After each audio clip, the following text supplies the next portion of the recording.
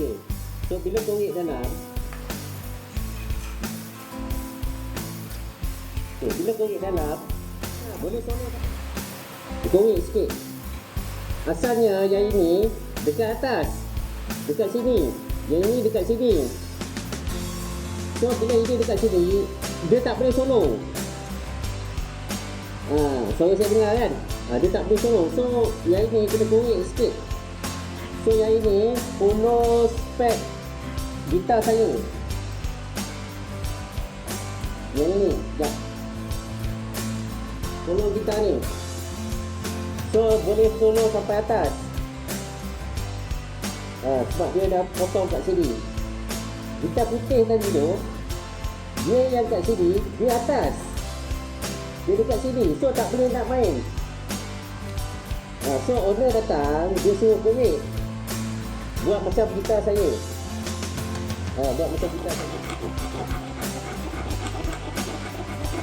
Jadi grip 100. Ni grip 100. So kita pakai benda ni lah.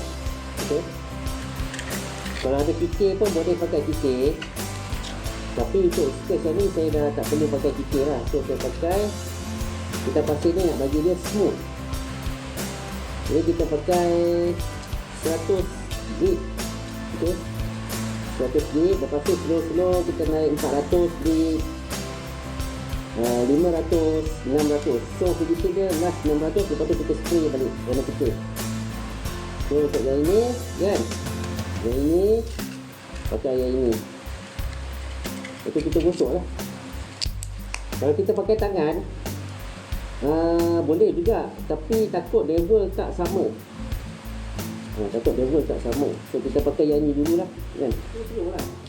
Jangan tekan, tak boleh tekan. Biar kita pasir tu buat juga. So dia akan jadi macam ni lah.